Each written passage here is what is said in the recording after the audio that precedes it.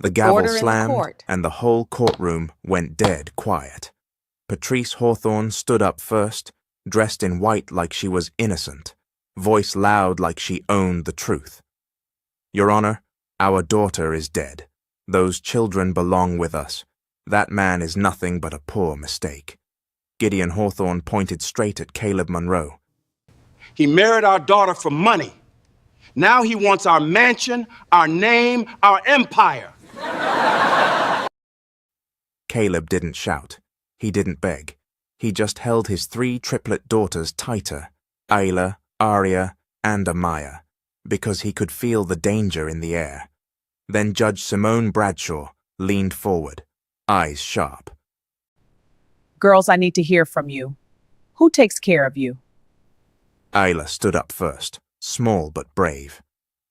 My dad, he wakes us up, he makes breakfast, he packs our lunches, he never forgets even when he looks tired. Aria stood up next, and her voice shook, but she kept going.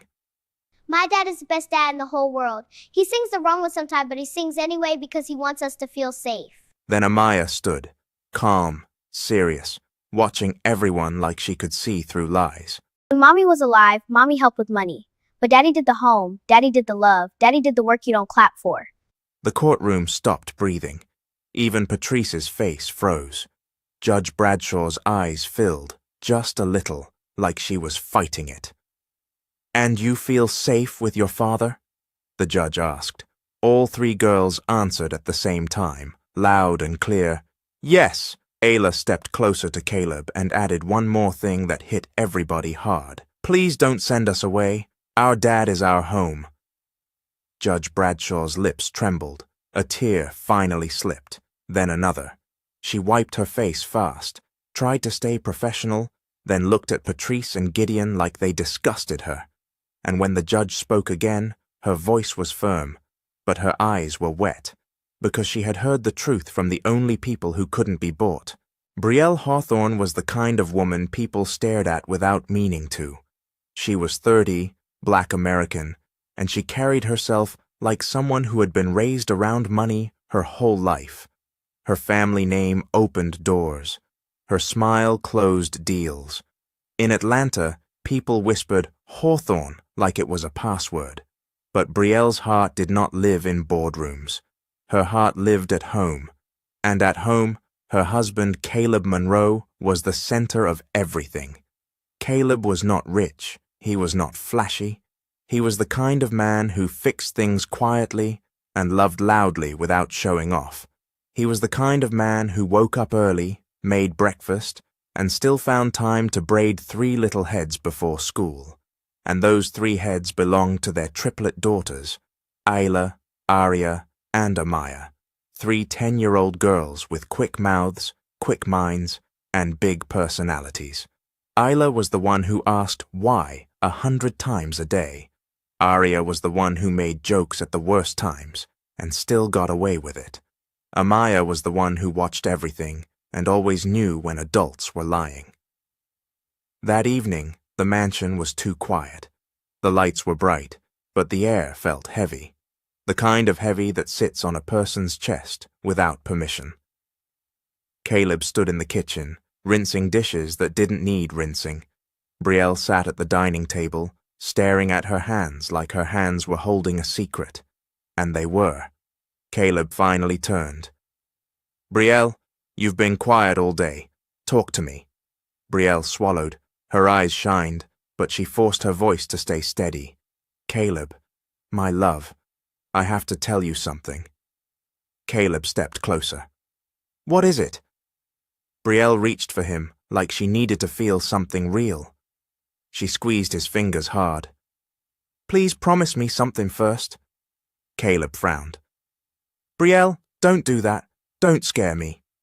She nodded slowly. "Promise me you will take care of our girls if anything happens." Caleb's throat tightened. "Why would you even say that?" Brielle's voice dropped to a whisper. "Because I have leukemia." The words sat in the room like a thunderclap. Caleb blinked once, twice, like his brain refused to accept it. No, that can't be right." Brielle shook her head. Her tears finally slipped. The doctors said, "I have 3 months." Caleb stumbled back like he'd been pushed. 3 months? He repeated, like repeating it could make it smaller. Brielle, you're fine. You're right here. Brielle let out a shaky breath. I wanted to pretend too, but I can't lie to you. Caleb's eyes reddened. We'll fight it. We'll go everywhere. The best hospitals. The best... Brielle cut in softly. Caleb, listen. I'm not giving up, but I need you to be strong. For them. Caleb's voice cracked. I don't know how to do this without you. Brielle held his face. You do. Because you've always been the home, Caleb. You've always been the home. And just like that, a small voice floated from the hallway. Mum, why are you talking like a movie narrator? It was Arya. Of course it was Arya. Then Ayla stepped in behind her. Is somebody in trouble? Because I heard the word promise, and that sounds serious. Amaya walked in last, arms folded, eyes narrowed. Y'all are hiding something. Caleb wiped his face fast, like dads think tears can be erased. Brielle forced a smile so gentle it almost broke. She opened her arms. Come here, my babies. The 3 girls ran in, one after the other, like a little storm of love. Brielle kissed their heads. Caleb wrapped his arms around all 4 of them, holding tight, holding tighter, holding like his life depended on it. Brielle spoke carefully. Mommy has to travel for a while, okay? Daddy is going to take very good care of you. Ayla's eyes widened. Travel where? Like airplane travel or hospital travel? Arya pointed at Caleb. If Daddy is in charge, can we eat cereal for dinner? Amaya tilted her head. How long is a while? Because grown-ups use that word when they mean forever. Brielle's smile trembled, but she stayed calm. Not forever, just a while, and Daddy is going to keep everything steady. Caleb nodded hard. Nothing changes. Pancake Fridays stay, bedtime songs stay, I stay. And right then, the camera of life zoomed in on one truth. This family was about to be tested, not by love, but by the people who hated that love. So stay till the end, because the villains were already watching. The following morning, the Hawthorne mansion looked the same on the outside. Bright sun, clean floors, quiet luxury. But inside that house, something had changed, something had shifted, something had cracked. Caleb Monroe stood in the hallway, watching Brielle tie Ayla's shoelaces. His eyes were heavy, his face was calm, but his heart was screaming. Brielle moved slowly, like every second mattered now, like she was counting time without saying it out loud. Arya popped up beside them with her backpack halfway open. Okay, quick question, she said, serious like a little reporter. Is Mommy traveling to a place with snacks? Because travel without snacks is suspicious. Ayla nodded fast. And do they have Wi-Fi? Because if there's no Wi-Fi, how will Mommy send me pictures? Amaya folded her arms again, her eyes sharp. I just want the truth. Grown-ups keep saying travel like it's a magical word. Brielle smiled gently, the kind of smile a mother uses when she wants to protect her kids from fear. Come sit down, my babies, all 3 of you, right now. They sat at the kitchen table. The morning light bounced off the marble counters. The pancakes were already on the plate. Caleb stood behind Brielle like a wall, like a shield, like a promise. Brielle took a breath. Mommy has to go away for a while, to get help, to get stronger. Ayla raised her hand like she was in class. So, is it a doctor travel or a work travel? Brielle nodded. Doctor travel. Arya leaned in. Do the doctors know you're famous? Because they should. That might make them work faster. Caleb let out a small laugh by accident, the first laugh since last night. It was short, but it mattered.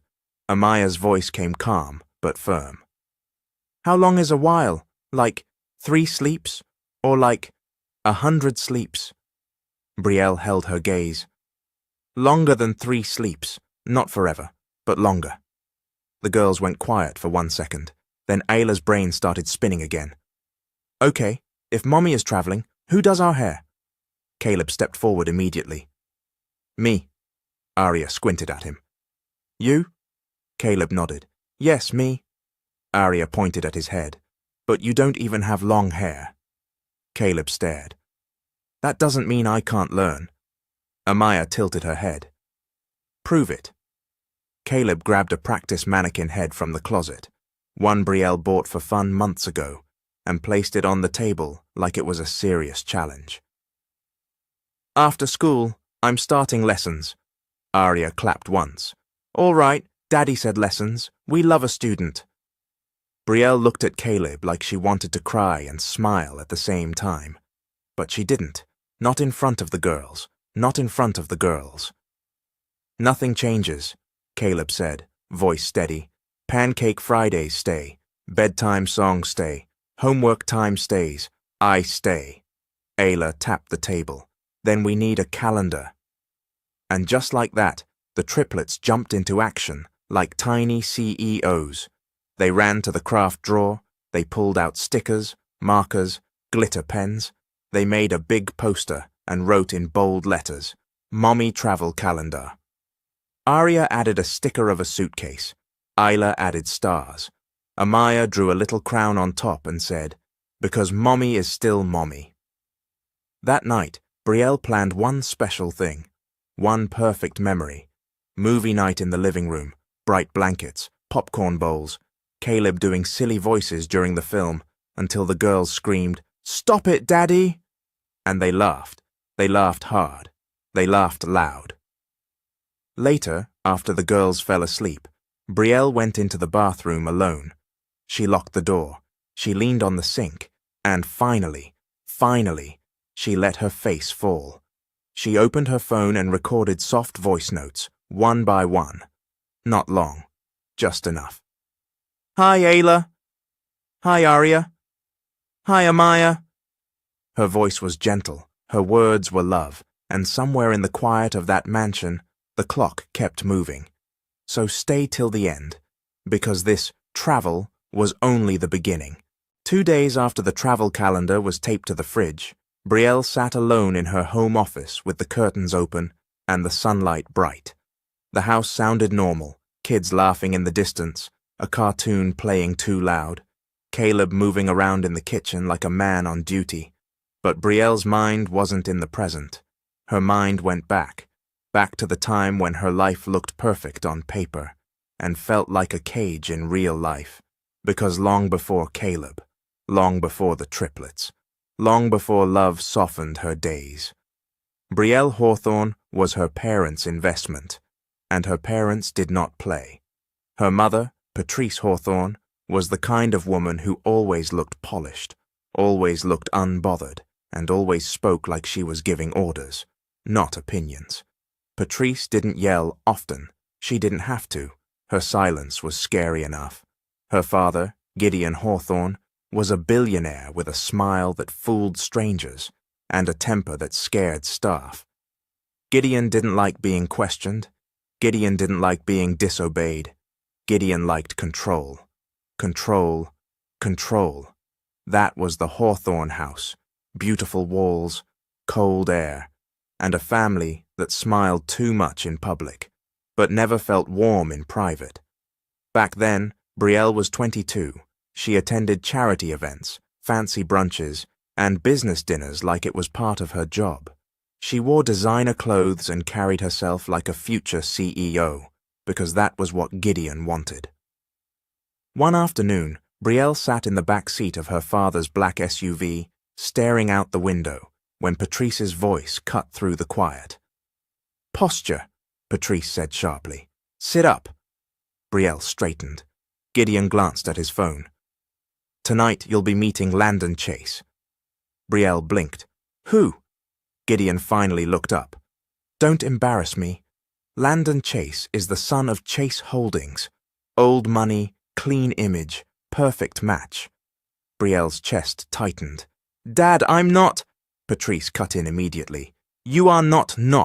You are a hawthorn. Your feelings come after the family. Brielle swallowed. So, I'm just a business deal? Gideon's mouth twisted into a smile that wasn't kind. You're a legacy. That night at the Hawthorne mansion, Brielle walked into the dining room and saw Landon Chase, waiting with his perfect teeth and rehearsed manners. He was handsome in the way magazines approve of, but when he spoke, his words felt like a contract. I hear you're very disciplined, Landon said, smiling. That's rare. Brielle forced a polite nod. I hear you're very strategic. Landon chuckled like she had complimented him. We'd make a powerful couple. Brielle looked past him, at her parents watching like referees. Patrice gave her a tiny nod, like, be good. Gideon's eyes warned, like, don't ruin this. And right then, Brielle felt it. Not fear, not even anger. She felt trapped. Later, in her room, Brielle sat on her bed while her two closest friends, Zaria Knox and Melody Price, FaceTimed her at the same time because they already knew something was wrong. Zaria, bold and loud, said, Girl, why you sound like you swallowed a dictionary? Melody, sweet but observant, asked, Was it another future husband dinner? Brielle sighed. They want me to marry someone I don't even like. Zaria rolled her eyes hard. You're a grown woman, Brie, not a trophy. Melody leaned closer to the screen. What do you want? Brielle hesitated. Then she whispered the truth like it was dangerous. I want normal. I want someone who makes me laugh, someone who sees me. Zaria snapped her fingers. Then stop letting them write your life. Brielle stared at the ceiling, because she wanted freedom. But in the Hawthorne house, freedom wasn't given. Freedom was taken.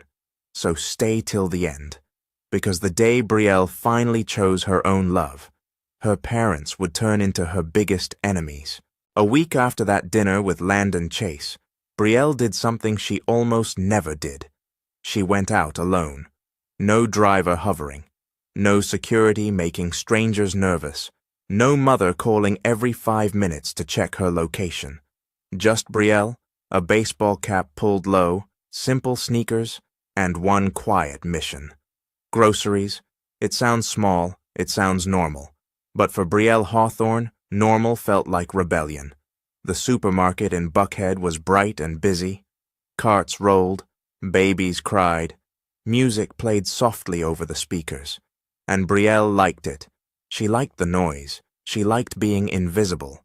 She pushed her cart down aisle 6, reaching for a box of cereal when her phone buzzed in her pocket. A text from Patrice. Where are you? Brielle sighed and ignored it. Then she turned the corner. And that's when life did what life loves to do. It collided. A man stepped backward while talking on his phone. He wasn't looking. He was focused on whatever conversation he was having. Brielle wasn't looking either. She was checking a shopping list. They crashed. The cart jerked. A jar of pasta sauce tipped. Brielle stumbled forward. He stumbled back. And in one ridiculous, dramatic second, they both went down, right there on the clean supermarket floor. Brielle landed partly on his chest. His phone slid away. The sauce jar rolled and didn't break, like the universe wanted this moment to continue. Brielle froze. He froze. Then he looked up at her like he couldn't believe what just happened. And then, like a man with no fear, no sense, and no respect for personal space, he kissed her. A quick kiss. A bold kiss. A kiss that screamed, I just met you, but I'm already doing the most. Brielle's eyes went wide. Her brain short-circuited. She pushed herself up fast and slapped him, lightly, not violent, but clear enough to say, Sir, are you okay? What is wrong with you? She snapped, breathing hard. The man sat up slowly, blinking like he also surprised himself. Wow, I deserve that. Brielle stood, fixing her cap. You think? He rubbed his jaw, then looked around at the few shoppers who had stopped to stare. An older woman near the produce whispered, "Lord have mercy," like she'd just witnessed a proposal. The man cleared his throat and grabbed his phone. "I'm sorry, I wasn't looking." Brielle pointed at him. "You weren't looking, you weren't watching where you were going, and then you thought a kiss was the solution?" He exhaled and gave a small, embarrassed smile. "When you say it like that, I sound insane." "You are insane," Brielle said, but her voice was losing its bite, because something was happening, something she didn't want to admit. He was funny, not trying to be funny, just naturally foolish in a way that felt human. He stood up fully and offered her his hand like a gentleman who had made the worst first impression in history. "Let me help you up. Well, you're up already. Let me help you. Emotionally." Brielle stared at him. "Emotionally?" He nodded, serious. "Because I just caused you trauma." Brielle tried not to smile. She failed. He noticed it immediately. "Oh, that's a smile." "It's not," she lied. "It is," he insisted. "I know a smile when I see one." Brielle crossed her arms. "Who are you?" He tapped his chest. "Caleb." She narrowed her eyes. "Just Caleb?" He shrugged. "Caleb Monroe, regular guy, not a serial kisser, I swear." Brielle let out a breath. "You kiss strangers in aisle 6, Caleb Monroe." Caleb held up both hands. I panicked.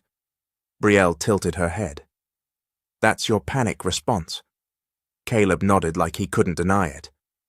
"Apparently." Brielle looked away, trying to regain control, trying to put the hawthorn mask back on, but it was slipping. Caleb took a careful step closer. "Let me make it right." Brielle glanced at him. "How?" He swallowed, then said it anyway. "Give me your number." Brielle laughed once, short and shocked. "Absolutely not." Caleb didn't argue. He just stood there, calm. "Okay, then I'll give you mine."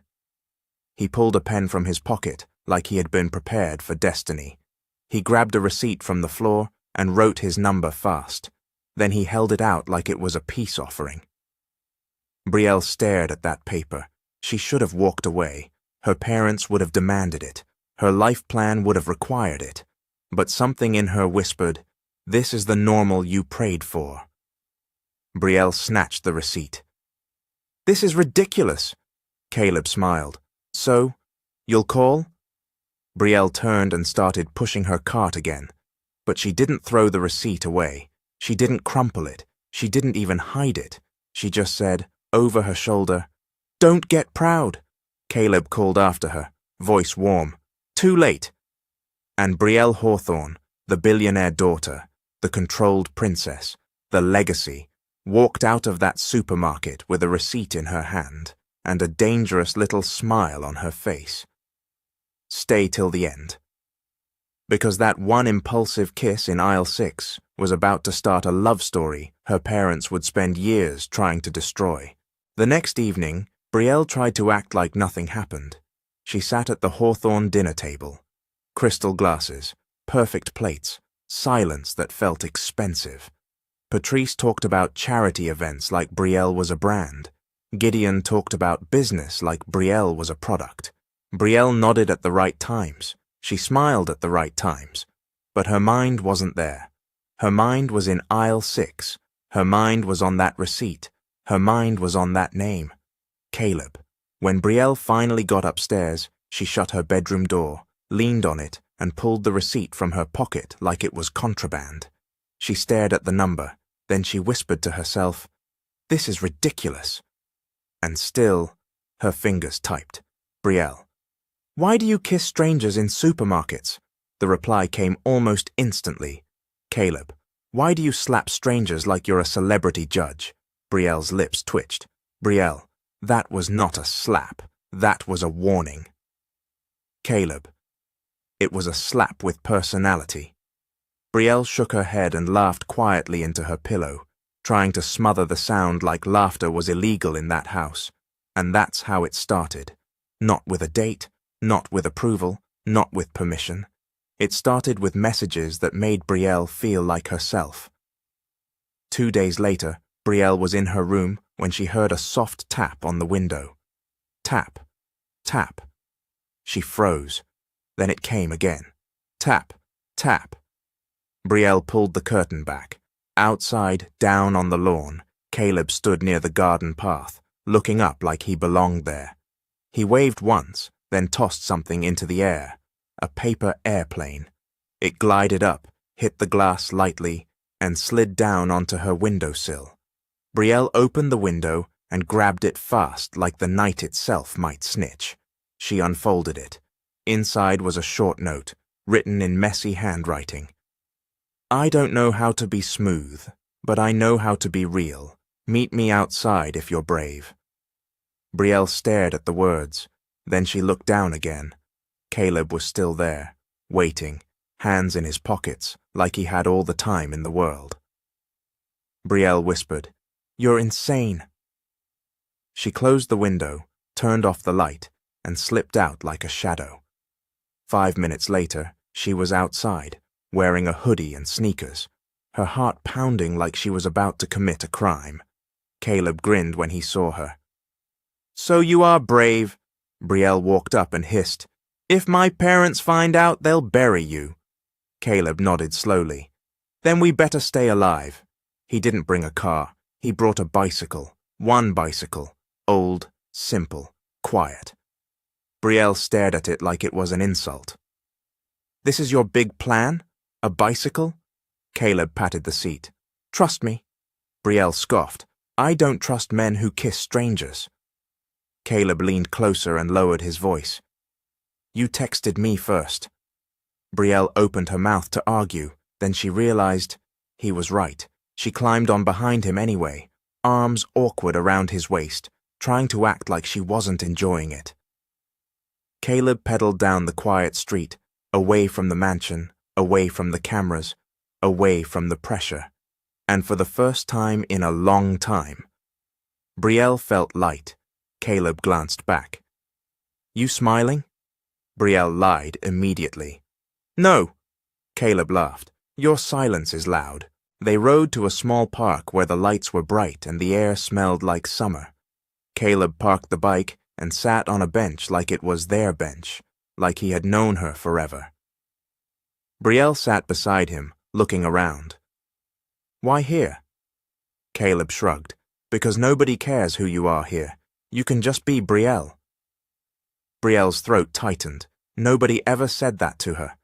Then Caleb looked at her and said, simple and bold, I like you. Brielle stared. You don't even know me. Caleb nodded. Then let me. Brielle's heart beat fast. She wanted to run. She wanted to stay. She wanted both. Caleb lifted his hand slowly, giving her time to pull away, then brushed his knuckles against her cheek, like he was asking permission without words. Brielle didn't move, so Caleb kissed her again. This time it wasn't impulsive. It was gentle. It was sure. Brielle pulled back first, eyes wide, voice trembling with surprise at herself. This is a bad idea.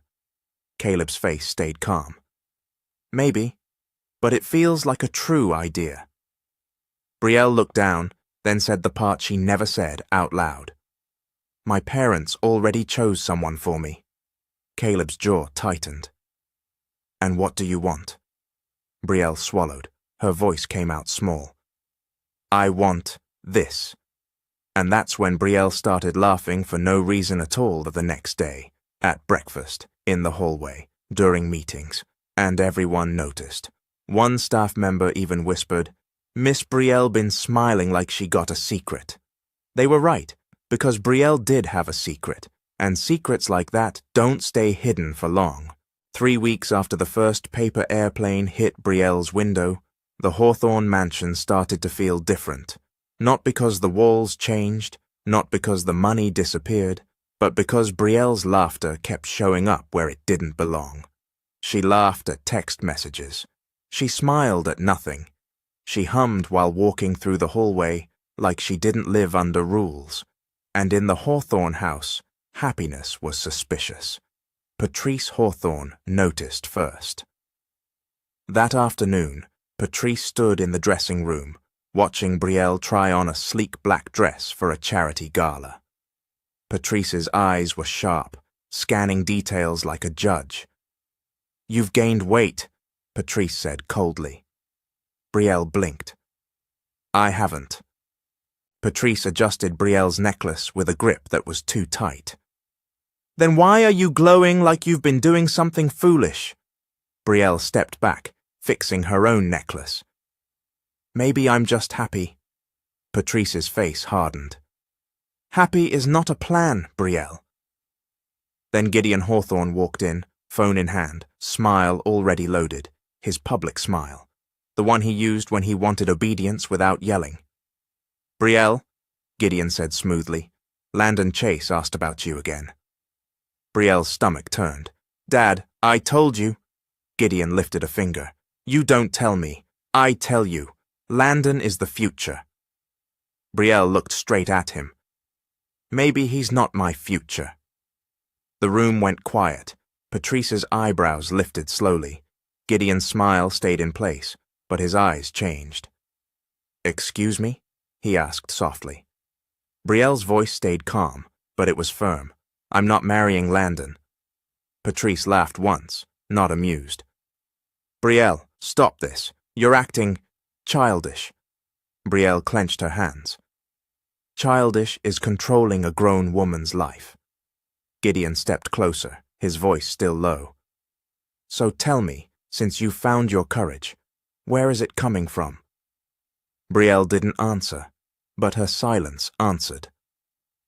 That same night, Gideon called Rayford Mills, the Hawthorne family's head of security, an older black man with a stiff posture and a face that never smiled. Rayford had protected the Hawthornes for years. He was loyal, paid well, and trained to notice everything. Gideon said one sentence, "Find out why my daughter is smiling." Rayford nodded. "Yes, sir." 2 days later, the mansion staff started acting different. The housekeeper suddenly appeared in hallways Brielle didn't use. The driver suddenly offered rides Brielle didn't ask for. Even the gardener lingered near the back gate like he was listening. Brielle noticed, and Caleb noticed too. On a quiet evening in the park, Brielle told Caleb, "They're watching me." Caleb's face tightened. "Who?" "My parents," Brielle said, voice low. "They don't know you exist, but they're close." Caleb stared at her. "Brielle, if they're rich, they're not going to play fair." Brielle nodded. "They never play fair." Caleb reached for her hand. "Then we need to be smart." Brielle squeezed his fingers. "I know." But the Hawthornes were already 3 steps ahead, because Rayford didn't need to catch Brielle and Caleb together in public. He only needed one small clue. One night, Brielle's phone buzzed while she was in the living room with her parents. She had left it on the couch for 1 second, one careless second. Patrice picked it up casually like she was doing nothing. Then she saw the name on the screen. Caleb Patrice didn't smile. She didn't gasp. She didn't scream. She simply stared, and the air turned cold. Brielle's blood ran hot. "Mom, give me my phone." Patrice held it higher, like she was holding evidence. "Who is Caleb?" Brielle stood frozen. Gideon's voice came quiet and dangerous. "Caleb who?" Brielle opened her mouth, but nothing came out. Patrice clicked the screen fast, scrolling like a woman who had searched contracts her whole life.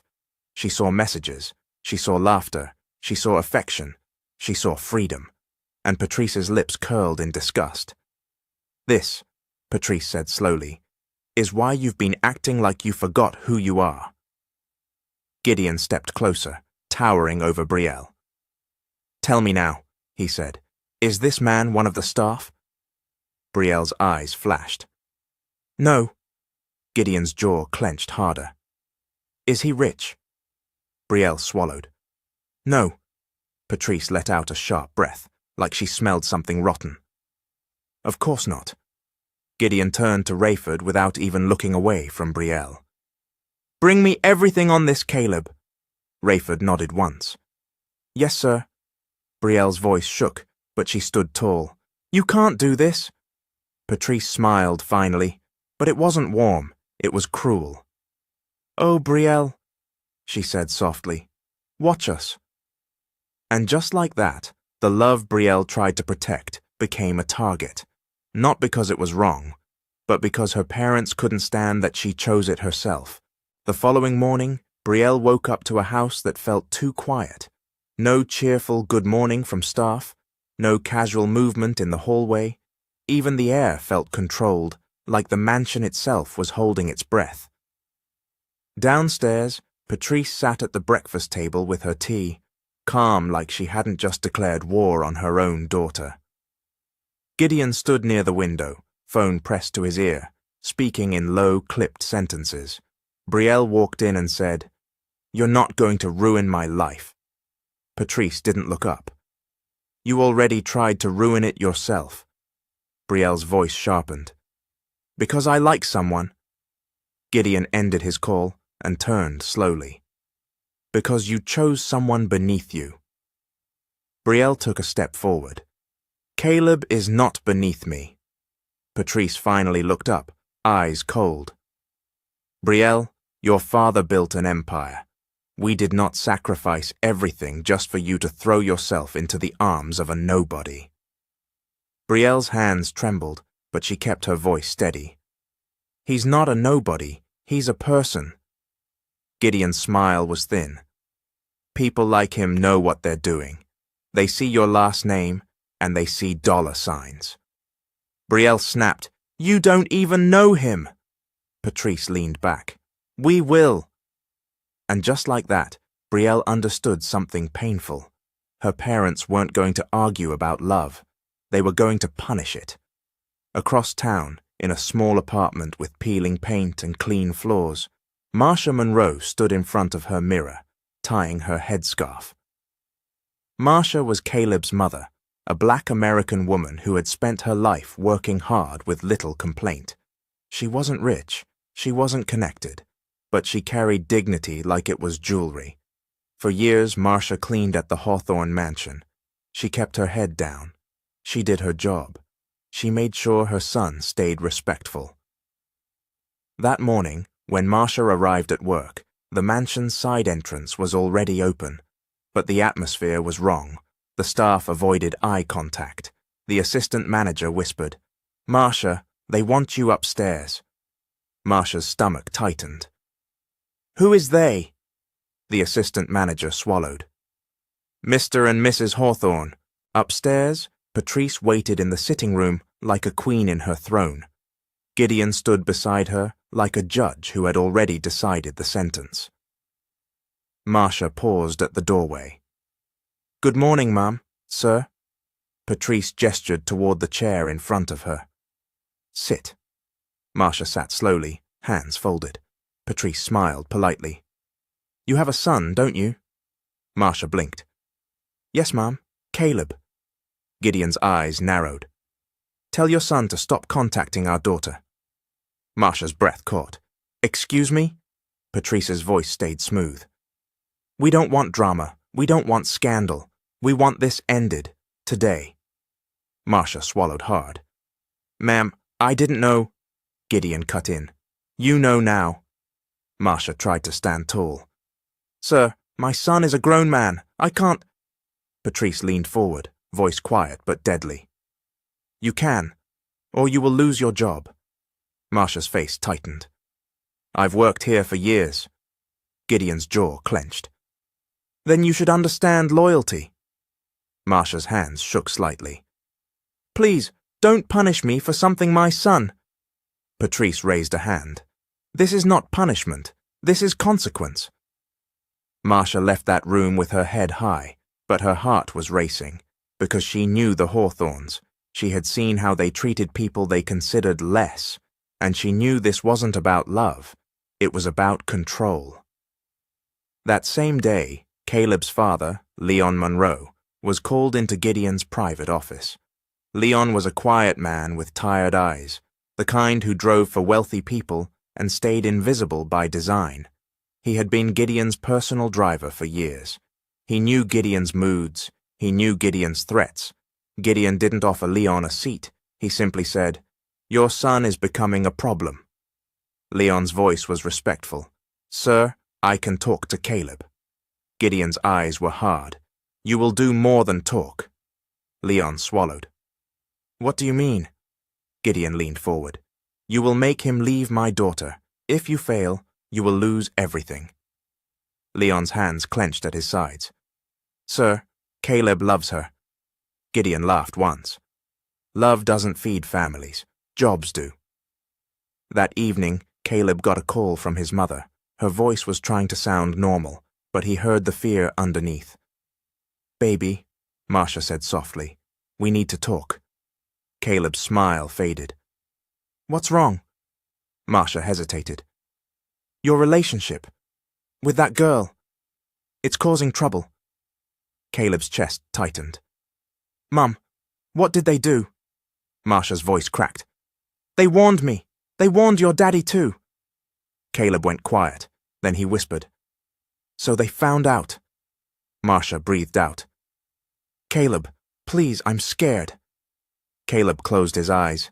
His mind flashed to Brielle, her laughter, her courage, her hope, and then it flashed to his parents, two hard-working people who had already given everything. Caleb's voice came low.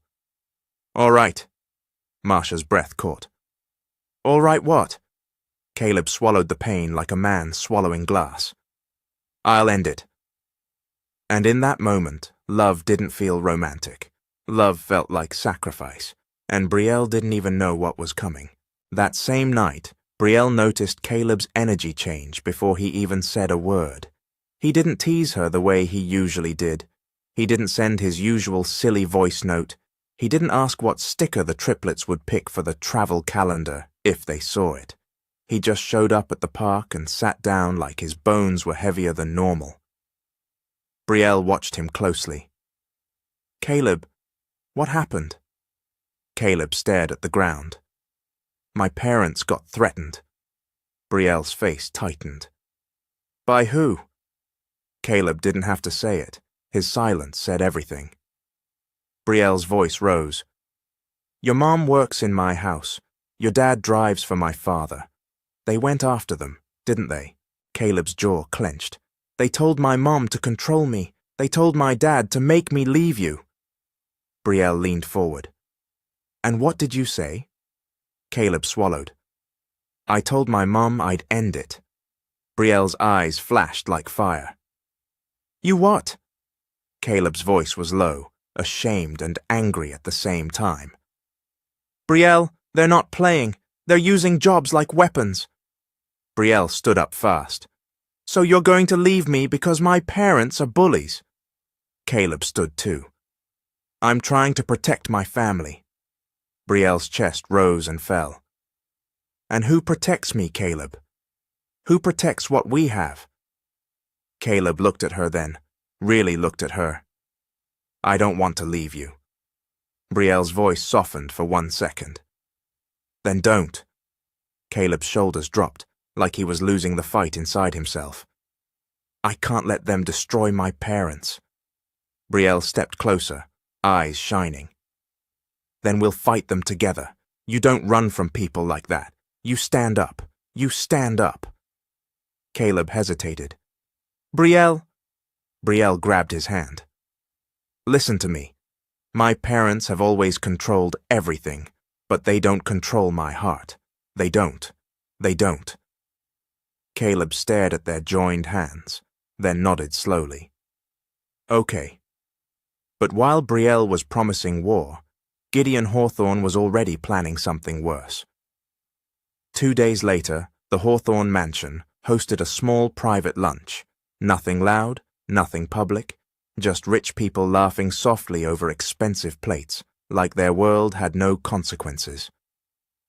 Patrice floated through the room, smiling like a perfect hostess. Gideon shook hands, charming, calm, confident, and in the middle of that polished scene, a valuable piece of jewelry disappeared. It was a vintage gold bracelet, heavy, detailed, the kind of thing Patrice loved to show off because it screamed old money. Patrice's voice suddenly rang out, sharp but controlled. "Where is my bracelet?" Staff froze. One maid nervously said, "Ma'am, it was on the tray earlier." Patrice's eyes scanned the room like a predator. Then she turned her head slowly toward the doorway. "Leon!" she called. Leon Monroe stepped in, Caleb's father. He had been asked to bring Gideon's car keys. He stood there with his driver uniform neat, posture respectful, eyes tired but polite. "Yes, ma'am?" Patrice walked toward him, her heels clicking like a countdown. "You were near the master bedroom earlier." Leon blinked. "Yes, ma'am. Mr. Hawthorne asked me to drop off documents." Gideon's voice joined in, calm like a snake. "And you were alone." Leon's throat tightened. "Sir, I only dropped off the envelope. I didn't touch anything." Patrice lifted her chin. "Then you won't mind if we check your pockets." Leon's eyes widened. "Ma'am, what?" Rayford Mills, the head of security, stepped forward immediately, expression blank. Two other guards appeared behind him, like they were already waiting for this moment. Leon's voice rose, respectful but scared. "Sir, I've served you for years." Gideon's smile didn't move. "Then you should have nothing to hide." They searched Leon right there, in front of guests, in front of staff, and when Rayford reached into Leon's jacket pocket, his hand came out holding the bracelet. Leon froze, his whole body stiffened like he'd been struck. "That's not—" Leon started. Patrice gasped dramatically, one hand to her chest like a theater actress. "Oh my God!" Gideon's voice turned cold. "So you did steal it?" Leon shook his head rapidly. "No, sir, I swear on my life, I didn't—" Patrice snapped. "Don't you dare swear in my house while holding my bracelet." Leon's hands trembled. "Someone planted that! Someone planted that!" Gideon raised his voice just enough for the guests to hear. "Call the police." And the police came fast, too fast, like they were already on the way. Leon was handcuffed in the driveway while staff watched in silence. Patrice stood near the front door pretending to look hurt, but her eyes looked satisfied. In a different part of the city, Caleb got the call. He listened, his face drained, his voice turned raw. "They arrested my dad?" His mother's voice shook. "Baby, they're saying he stole from them." Caleb's hands clenched so hard his knuckles went pale. "That's a lie," Marcia whispered. "I know." Caleb's chest burned, his mind raced, his heart roared, and one thought hit him like a punch. Brielle was right. Her parents were capable of anything. Anything. And now they weren't just trying to break a relationship. They were trying to bury a family alive. 2 weeks after Leon was arrested, Caleb looked like a man who hadn't slept properly since the world turned cruel. He sat on the edge of his bed in his small apartment, elbows on his knees, staring at the wall like the wall might explain why powerful people enjoyed hurting regular families. Brielle stood in front of him, arms crossed, trying to keep her voice calm, but her eyes were burning. "Say it again," she demanded. Caleb's voice came low. "My dad is still locked up. My mom can't even breathe right, and your parents are smiling like they won." Brielle shook her head hard. "They framed him, Caleb. You know it. I know it."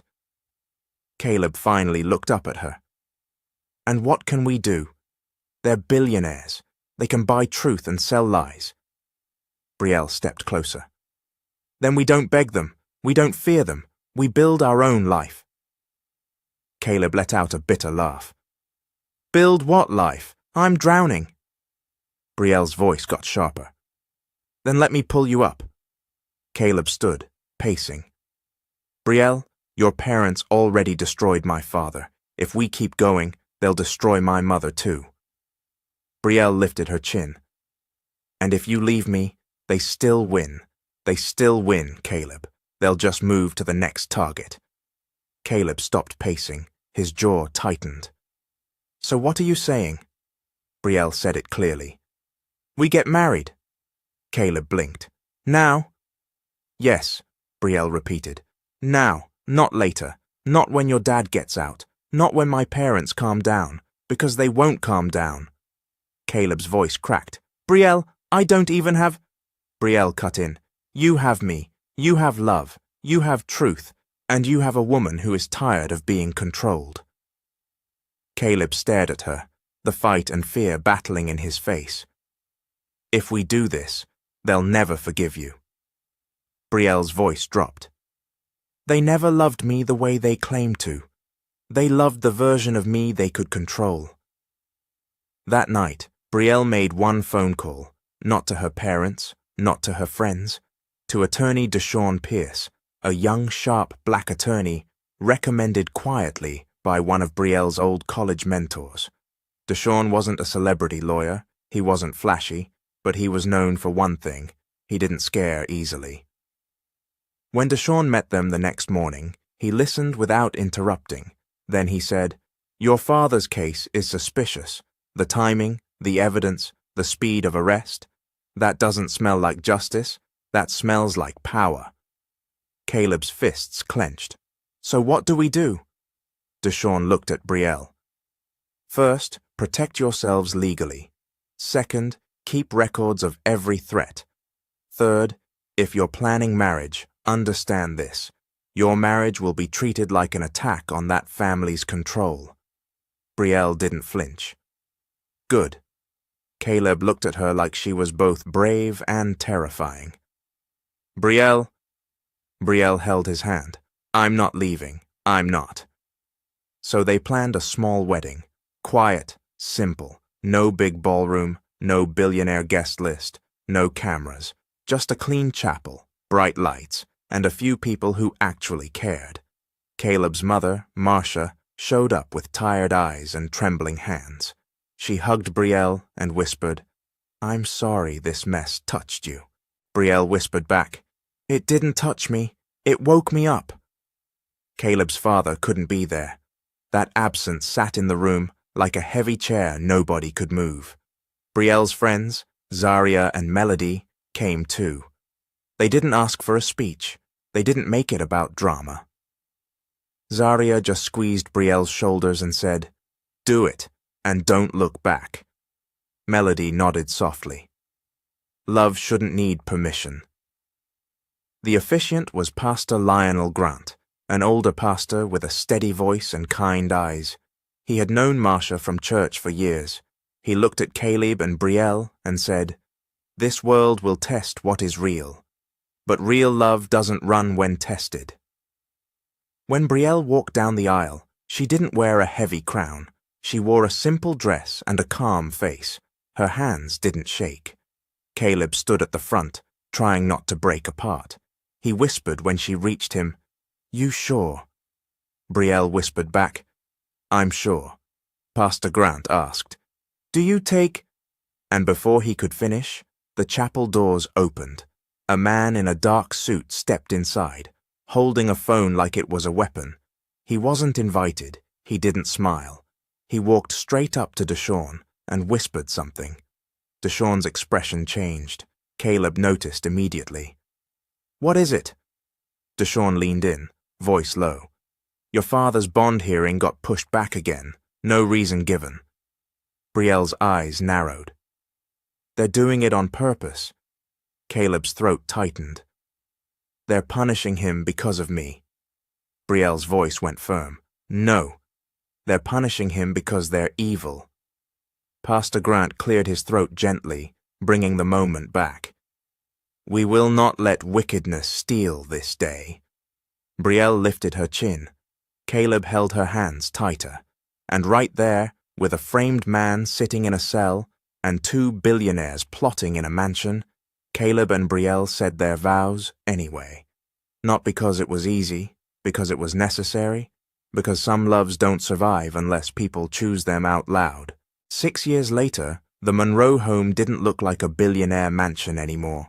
It looked like real life, bright morning light through regular curtains, shoes lined up by the door, a fridge full of sticky notes, laughter bouncing off the walls like music. And in the middle of that life, Brielle and Caleb's triplets, Isla, Aria, and Amaya, were now 10 years old and running the house like 3 tiny supervisors with opinions. Caleb moved through the kitchen with practiced speed. He flipped pancakes, packed lunches, and kept one ear open for chaos. He wore an apron that said, "Number 1 Dad." Aria bought it as a joke and never let him take it off. Brielle stood near the island in a crisp blouse, checking emails on her phone, her hair pulled back neat. She was still Brielle Hawthorne by blood, still wealthy by inheritance, still respected in business spaces. But the way she moved in this house was different. Here she wasn't a legacy. Here she was just Mom. Ayla burst into the kitchen first, holding her backpack like it was too heavy for her pride. "Daddy," she said, "I need you to answer something important." Caleb didn't look up. "If it's about aliens again, my answer is still no." Ayla frowned. "It's not aliens. It's my math test. If I get 100, do I get extra syrup on my pancakes?"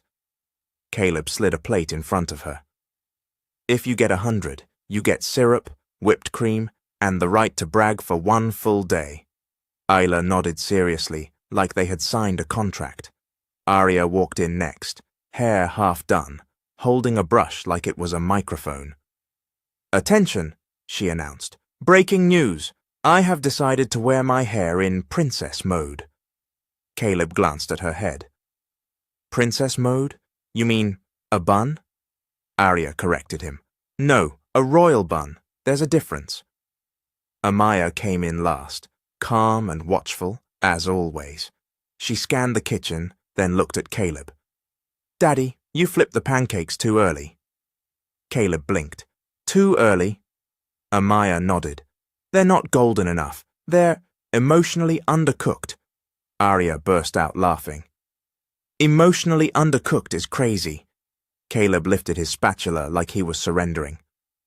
"Okay, Miss Food Critic." Brielle shook her head, smiling. "Caleb, don't argue with her. She studies everything." Amaya pointed at Brielle. "Mom, don't distract him. He needs to focus. Our breakfast is the foundation of this household." Brielle laughed softly, then turned back to her emails. "Yes, ma'am." This was their rhythm. Brielle provided. She handled investments. She went to meetings. She made sure the future was secure. But Caleb ran the home. He did school runs. He did laundry. He did bedtime routines. He did the small things that built a childhood, and the triplets knew it. After breakfast, Caleb lined them up near the door like a coach. "Backpacks?" "Checked," Ayla said. "Lunches?" "Checked," Aria replied. "Homework?" Amaya lifted her folder. "Double-checked, and also, I corrected Daddy's spelling on the permission slip." Caleb sighed dramatically. "I knew I didn't like 3rd grade for a reason." The girls giggled and ran outside. Brielle stepped closer to Caleb, voice softer. "You're doing amazing." Caleb shrugged, trying to act casual. "I'm doing what needs to be done." Brielle reached for his hand. "I remember when you were terrified to braid hair." Caleb groaned. "Don't remind me." Brielle smiled.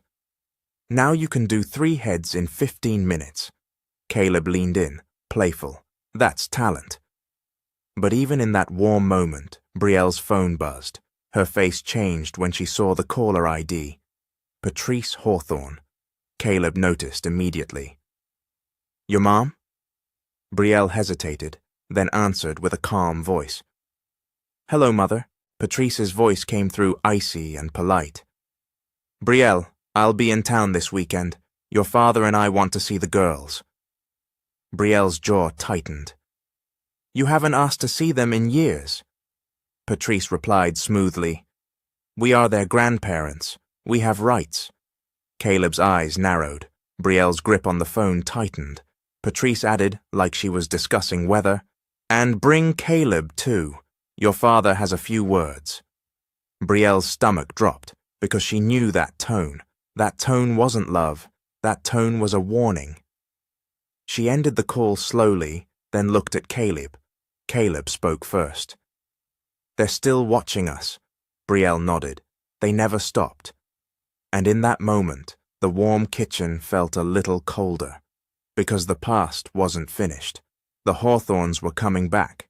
2 months after Patrice's phone call, the Monroe house was still bright. The routines were still there: pancakes, backpacks, homework checks, Caleb's off-key bedtime songs. But Brielle's body was changing, quietly at first, then loudly. The tiredness stopped being just tired. The little cough stopped being just a cough. And the way Brielle sometimes gripped the kitchen counter like the room was spinning, that wasn't normal. One afternoon, Caleb found Brielle sitting on the edge of the bed, staring at her hands the same way she did years ago when she held a secret. Caleb's voice went tight. "Brielle, don't tell me we're back here." Brielle didn't argue. She just said, "We need to go to the hospital." At the hospital, Dr. Elise Warren met them, a black woman in her 40s with a steady voice and kind eyes, the kind of doctor who doesn't perform hope, but still protects it. She studied Brielle's file. She looked at Brielle's face, then she looked at Caleb. "Mr. Monroe," Dr. Warren said carefully, "your wife needs intensive treatment, immediately." Caleb swallowed. "How bad?" Dr. Warren paused. "Bad enough that we don't waste time." Brielle didn't flinch. Caleb did. That night, Brielle sat the triplets down in the living room under bright lights, the same way she had done before. Caleb sat beside her, shoulders tense, hands folded like he was holding himself together by force. Ayla spoke first, because Ayla always spoke first. "Mum, is your doctor travel happening again?" Arya tried to joke, but her voice came out smaller than usual. "Because if it is, I'm writing a complaint letter. Politely." Amaya didn't joke. She just stared at Brielle. "Tell the truth." Brielle nodded. "The truth is, Mommy needs help from the doctors again. I'm going to be away more." Ayla blinked. "Like, sleeping at the hospital away?" Brielle replied gently. "Yes." Arya lifted her chin. "So Daddy is in charge again." Caleb answered quickly. "I'm in charge. I'm here." Amaya's eyes moved between them. "Are we still doing Pancake Fridays?" Caleb nodded hard. "Pancake Fridays stay." Ayla added, "And bedtime songs?" Caleb forced a smile. "Bedtime songs stay." Arya crossed her arms like a tiny manager. "And hair?" Caleb exhaled. "Hair stays. I'll do it, even if y'all roast me." Arya pointed at him. "We will roast you, with love." Brielle smiled, then squeezed their hands. "My babies, you did nothing wrong. This is not your fault. Nothing about this is your fault." The girls nodded like they understood, even if they didn't fully. Over the next weeks, Brielle's presence became smaller in the house. She tried to hide it. She tried to keep things normal, but children notice everything. Ayla started making get-well drawings and taping them on the fridge. Arya started speaking extra loudly, like volume could protect the room from fear. Amaya started watching Caleb more closely, like she was counting his breaths. Then one evening, Caleb got a call while he was stirring spaghetti. It was Nurse Tessa Lang, the home care nurse, assigned by Dr. Warren, a soft-spoken woman with a calm tone trained for hard conversations. "Mr. Monroe," Nurse Tessa said, "you should come in tonight." Caleb's stirring slowed. "Is she?" Nurse Tessa paused. "She wants you, and she wants peace." Caleb turned off the stove with shaking hands. He didn't tell the girls everything. He kept his voice steady. "We're going to see Mommy. Nia's coming over to stay with you."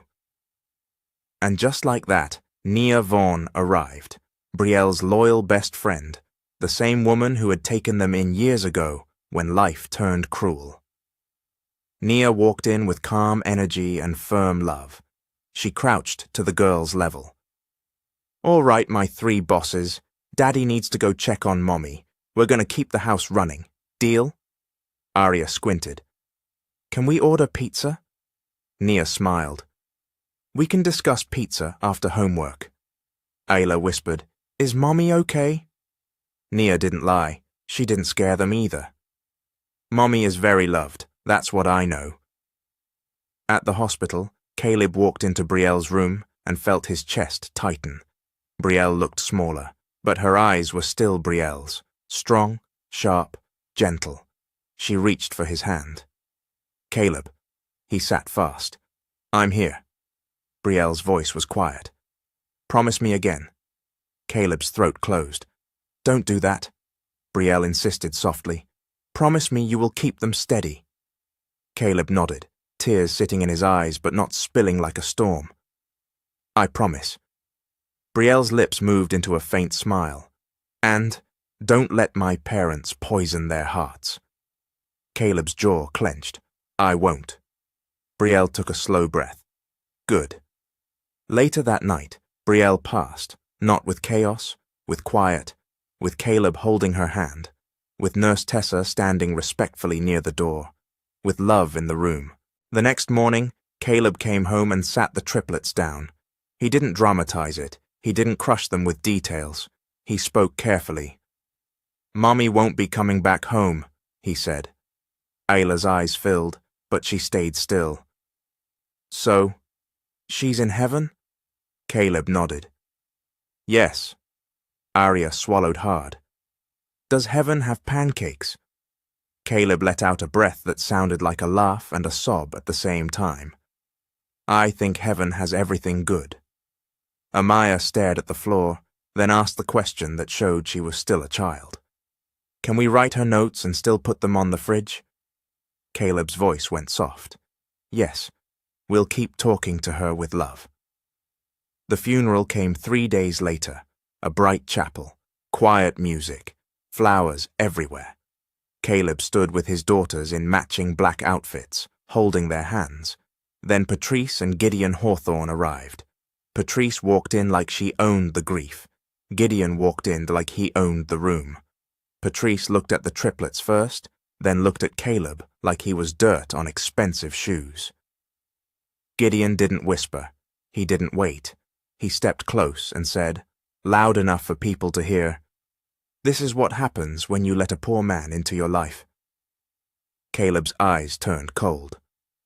Not here. Patrice's smile was thin. Oh, it's here. It's exactly here. And then, in front of mourners, in front of flowers, in front of Brielle's picture, smiling from the altar, Patrice pointed at Caleb and said the cruelest thing a mother could say at her own daughter's funeral. You didn't just marry her, you drained her. The room went silent. The triplets gripped Caleb's hands tighter, and Gideon leaned in, voice low and threatening. This is not finished, he said. We're taking what belongs to our bloodline. Caleb didn't shout. He didn't swing. He just stepped forward slightly, positioning himself between the Hawthorns and the girls like a wall, and in that moment, everyone understood. Brielle wasn't even in the ground yet, and her parents were already planning the next attack. The next morning after the funeral, the Monroe house felt quieter than it ever had.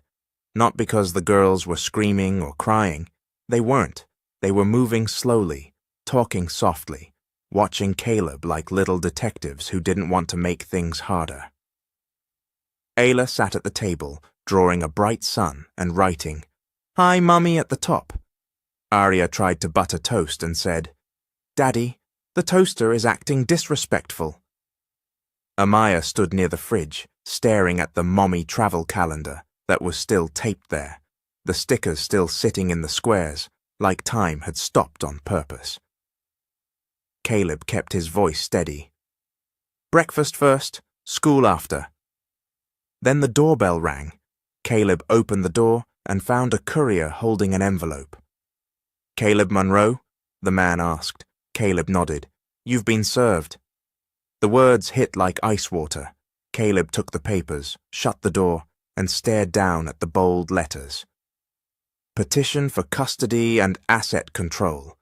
He didn't curse. He didn't throw it. He just whispered, "All ready?" Isla looked up. "Daddy, what's that?" Caleb forced calm into his voice. "Grown-up business, baby."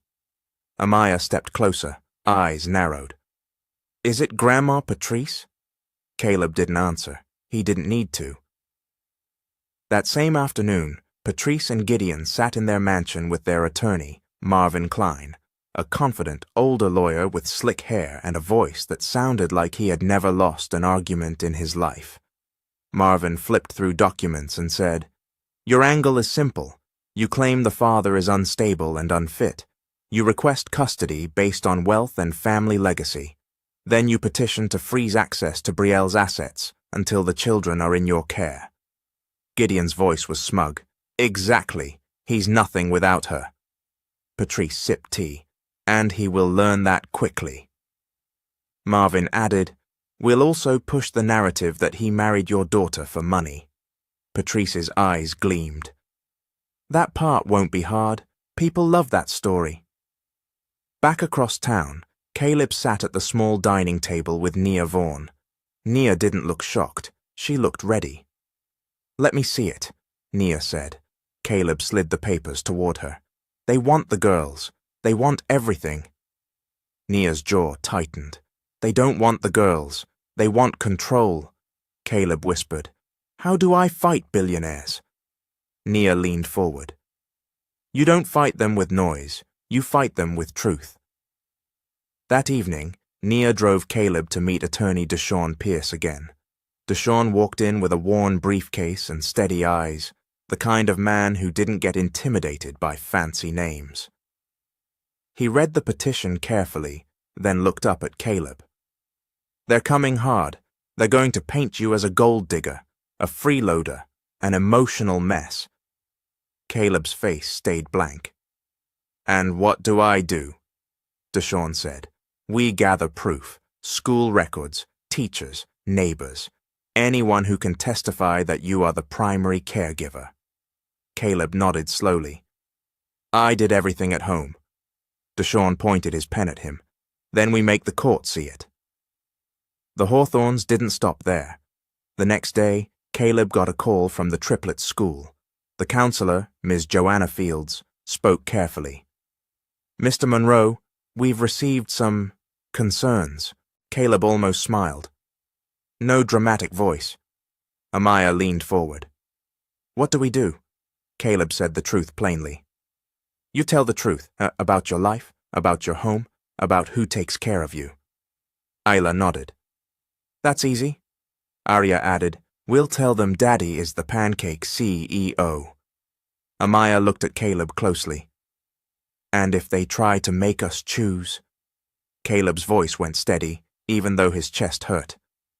"You choose what feels safe, what feels right, what feels like home." Nia watched from the corner, arms folded, eyes shining with loyalty, because she knew what the Hawthorns were doing. They were trying to steal children like children were property. They were trying to rewrite a love story into a scam.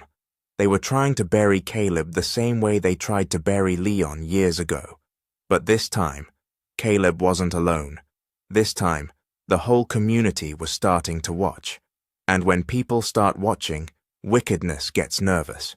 A week after the custody papers were served, the courthouse felt colder than it should have. Not because of the air conditioning, because of the energy, because of the power sitting on one side of the room, like it owned the building. Patrice Hawthorne arrived first, dressed in clean white, diamonds shining like she was attending a gala, not a custody battle. She walked with her chin high, face tight, eyes hard. She didn't look at Caleb like he was family. She looked at him like he was a mistake that needed to be erased. Gideon Hawthorne came in right behind her, tall, confident, wearing that smooth billionaire smile that fooled strangers. He greeted people with polite nods like he wasn't the same man who had threatened Caleb at a funeral. Then their attorney, Marvin Klein, stepped forward with a thick folder and a smug look. On Caleb's side, it was quieter. Caleb sat with attorney Deshawn Pierce, calm, focused, flipping through school records and letters from teachers and neighbors. Nia Vaughan sat a few rows back, steady and alert, ready to support but not make a scene. And between Caleb and the Hawthorns sat 3 little girls in matching dresses, feet swinging slightly above the floor because the bench was too high. Isla whispered, "This room smells like rules." Arya whispered back, "And expensive lies." Amaya said softly, "Just stay calm." The judge entered. Judge Simone Bradshaw, a black woman in her 50s with a firm face and eyes that missed nothing. She didn't look impressed by diamonds. She didn't look intimidated by money. She looked like she had seen 100 rich people try to buy what they didn't deserve. "Good morning," Judge Bradshaw said. "This court is now in session." Marvin stood first, quick and confident. "Your Honor, my clients are the maternal grandparents of these children. Their daughter, Brielle Hawthorne, tragically passed. These children are entitled to stability, resources, and a proper environment." Judge Bradshaw leaned back slightly. "And you believe their father cannot provide that?" Marvin nodded. "We believe the father is overwhelmed. We believe he lacks the means. We believe he is holding on to Hawthorne assets that should be protected for the children." Caleb's jaw tightened, but he stayed quiet. Judge Bradshaw looked down at her notes. "Mr. Monroe, do you have counsel?" Deshawn stood. "Yes, Your Honor. Deshawn Pierce on behalf of Mr. Caleb Monroe." Judge Bradshaw nodded. "Proceed."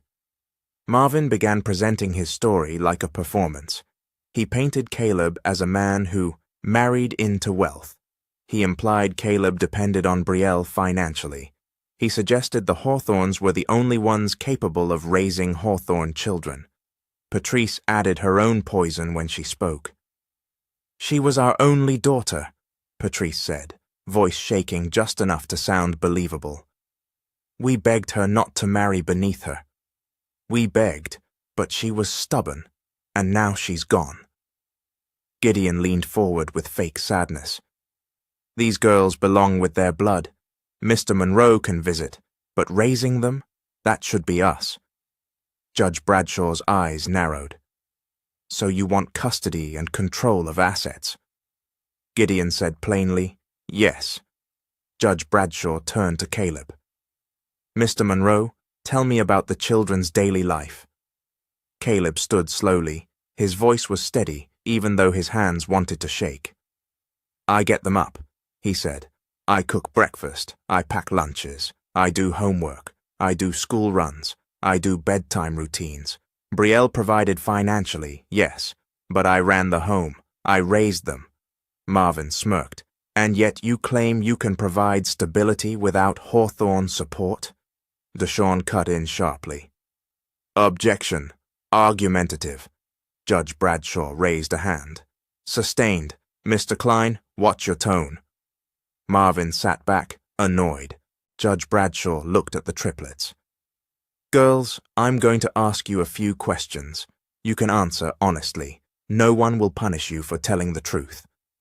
Ayla raised her hand again, automatically. "Do we get extra credit for honesty?"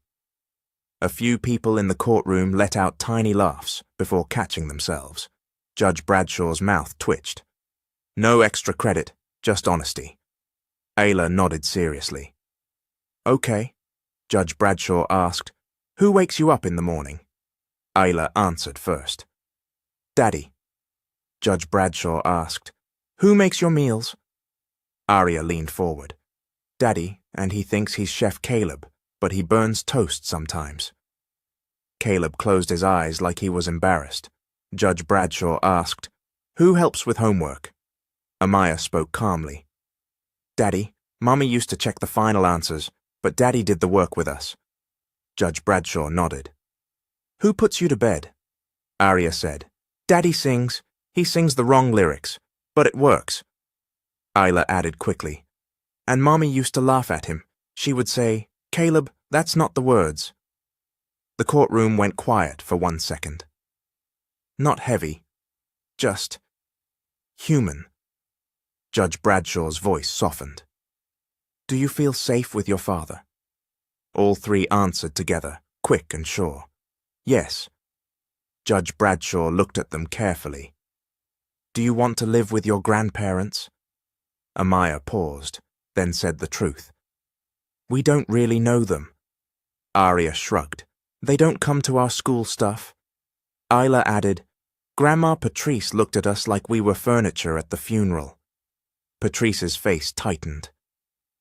Gideon shifted in his seat. Judge Bradshaw turned back to Patrice and Gideon, voice firm again. You want custody of children you've been absent from. Patrice snapped. We were grieving. Judge Bradshaw's eyes sharpened. You were grieving, but you had time to file custody papers the morning after the funeral. Silence. Then Judge Bradshaw looked at Caleb and said, clear and final, Mr. Monroe, the children will remain with you. Patrice's head jerked up. What?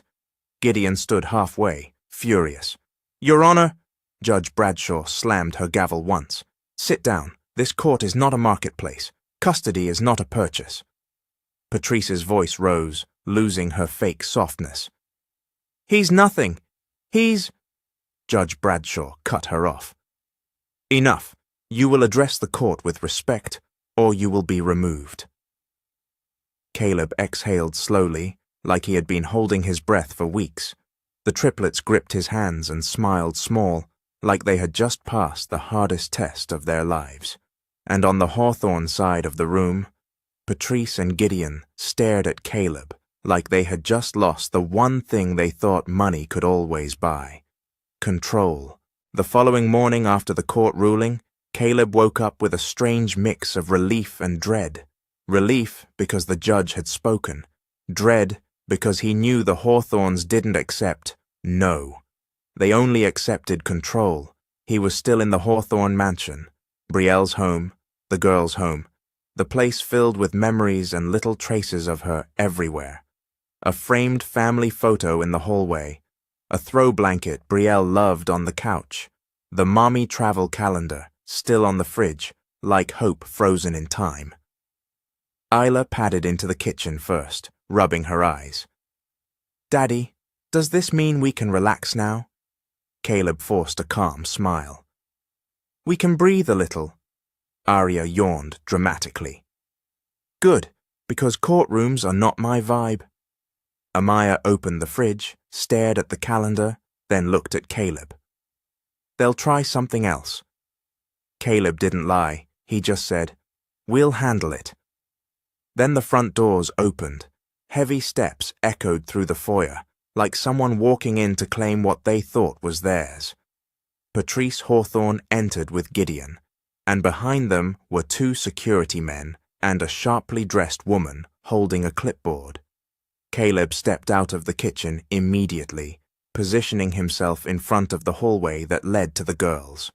Patrice didn't greet him. She didn't ask how the children slept. She didn't even glance at the family photo on the wall. She went straight to business. Pack your things, Patrice said flatly. Caleb's jaw tightened. Excuse me? Gideon's voice was calm but cruel. This is our house. Caleb's eyes narrowed. It was Brielle's house too. Patrice tilted her head. And Brielle is gone. The words were sharp on purpose, designed to cut. Isla, hearing voices, stepped into view with her backpack straps hanging loose. She froze when she saw Patrice and Gideon. Arya appeared behind her. Oh, it's the surprise grandparents. Amaya came last, standing slightly behind Caleb, watching like a little guard. Patrice's eyes flicked over them quickly, like she was counting items, not looking at children. The clipboard woman stepped forward. Mr. Monroe, I'm Tessa Caldwell, estate administrator assigned by the Hawthorne legal team. You are being formally notified that you and the children are to vacate this property today. Caleb's voice went controlled. A judge gave me custody. You can't remove us like we're trash. Tessa Caldwell lifted her clipboard. Custody is separate from property occupancy. This residence is under Hawthorne control pending asset proceedings. You may consult your attorney. Gideon smiled. Consult whoever you want, but you're leaving. Arya whispered to Ayla. Daddy said no dramatic voice in court. He didn't say anything about here. Ayla whispered back, Arya, don't start. Amaya looked up at Caleb. We have to go? Caleb swallowed, then nodded once. We're going to pack, calmly. Patrice's lips curled. Good. For once you're learning your place. Caleb's eyes turned cold. My place is with my daughters. Patrice snapped. Then take them and go. Caleb didn't argue further because he wasn't going to give them a scene to enjoy. He turned and spoke gently to the girls.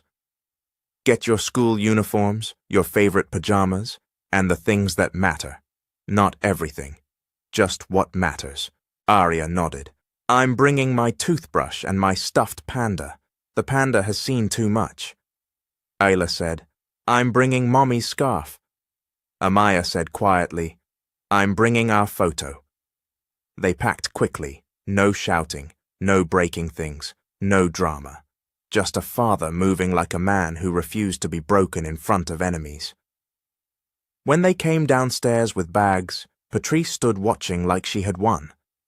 Gideon stepped aside and said, There's a car outside. You can leave now. Caleb looked at him. We'll leave in our own way. And then Caleb pulled out his phone and called Nia Vaughn. Nia answered on the first ring. Caleb? Caleb's voice was tight. They're kicking us out. Nia's tone changed instantly. I'm on my way. 15 minutes later, Nia's SUV pulled into the driveway like rescue.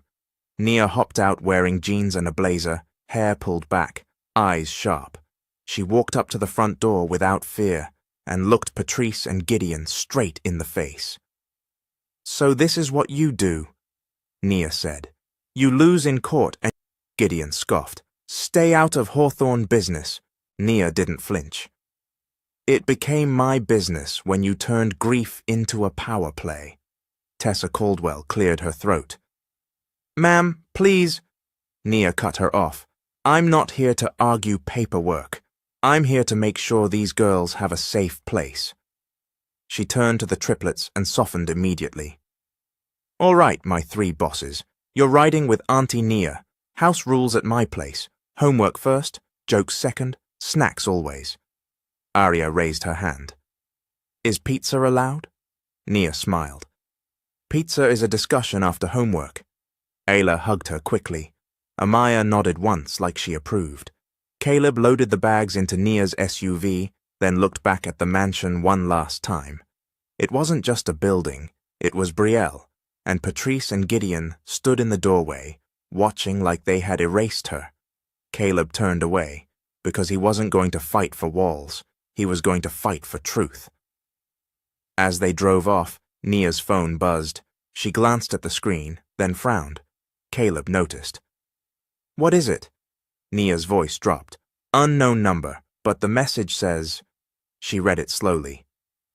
I know what they did to Leon. I saw it, and I can prove it. Caleb's whole body went still, because the past, Leon's case, the frame-up, the pain, was coming back, not to hurt them again, but to expose the people who thought they were untouchable. 2 days after that mysterious message, Caleb sat at Nia's dining table with his phone in his hand, like it was a ticking clock. The triplets were in the living room doing homework. Arya kept whispering funny teacher voices. Ayla kept correcting her. Amaya kept shushing both of them like she was the principal. Nia stood by the window, watching the street like a protector. Caleb finally said, Call the number. Nia nodded once and pressed dial. A woman answered on the second ring. Her voice was older, steady, careful, like she had carried a secret for too long. Hello? Nia spoke first. This is Nia Vaughn. You texted me. The woman exhaled. My name is Odessa Lane. I worked in the Hawthorne mansion for 30 years. Caleb's eyes narrowed. You were inside that house? Odessa's voice shook slightly, but she didn't back down.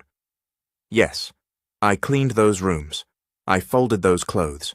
I watched those people smile in public and do evil in private. Nia leaned forward. What do you know? Odessa paused. Then she said it clearly. Leon Monroe was framed. Caleb's chest tightened so hard it felt like his heart was being squeezed. I knew it, Odessa continued, words spilling like someone finally opening a locked door. That bracelet didn't disappear. Gideon ordered Rayford, security, to plant it. I saw Rayford take it from Patrice's jewelry box before they searched Leon. Caleb stood up so fast his chair scraped the floor. You saw it with your own eyes? Odessa's voice turned firm. With my own eyes. I stayed quiet because I was scared, because people like them ruin lives. But when they kicked you and the babies out like you were nothing, I couldn't sleep anymore. Nia's jaw tightened. We need you to say this to the police.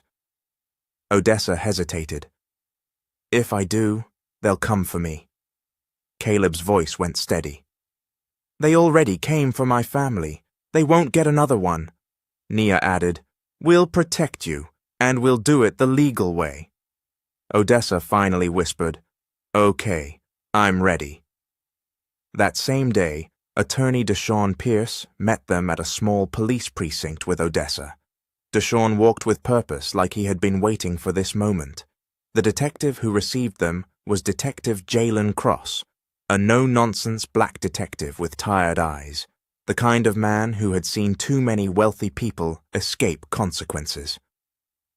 Detective Cross listened, then asked one question. Do you understand you're accusing billionaires of a felony conspiracy? Odessa nodded. I understand. Caleb placed a folder on the table. And I understand my father suffered for something he didn't do. Detective Cross leaned back. If we reopen this, we need more than words. Deshawn replied, We can get more. Odessa knows schedules, cameras, staff shifts, security logs, and there may be old footage stored on their private system. Detective Cross's eyes sharpened. If she's telling the truth, this case becomes bigger. Odessa looked down, then back up. It is bigger. The investigation moved fast, faster than the Hawthorns expected. Cross filed the necessary motions. Old staff were interviewed quietly. A warrant was requested for certain security records. And when Gideon and Patrice realized what was happening, they tried to panic control it like they always did. Patrice called Brielle's old contacts. Gideon called politicians.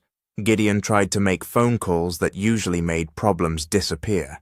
But this time, the problem didn't disappear. Because this time, there was a witness who wasn't scared anymore. Within weeks, Gideon and Patrice were arrested and charged. Their public smiles vanished overnight. Cameras caught them walking into the courthouse with tense faces and stiff shoulders. In court, Odessa testified. Security records backed key details. The pattern of intimidation, threats, and manipulation came to light piece by piece, and the story the Hawthorns had always controlled finally escaped their grip. The judge didn't care about their money. The judge cared about the truth. The verdict came down like a hammer. Gideon Hawthorne, guilty. Patrice Hawthorne, guilty. Sentenced to 30 years. When Caleb heard it, he didn't jump up.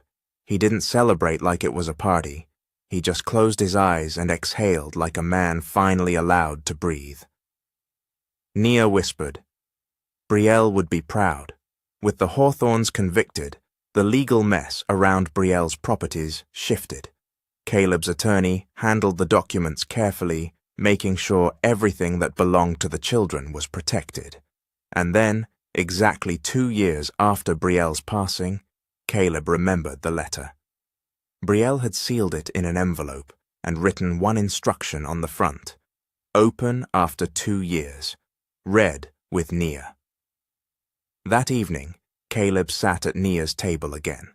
The triplets were in the next room, playing a board game and arguing about rules like it was the Supreme Court. Caleb held the envelope like it was fragile. Nia whispered, "Are you ready?" Caleb swallowed. "No, but I have to be." He opened it. Brielle's handwriting greeted him like a warm voice. She thanked Caleb for loving her without conditions. She told him he had been the heart of their home. She told him not to let bitterness raise their daughters.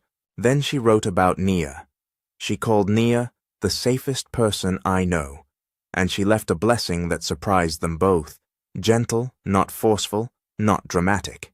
She wrote that if life ever brought Caleb and Nia closer, it should never come from guilt.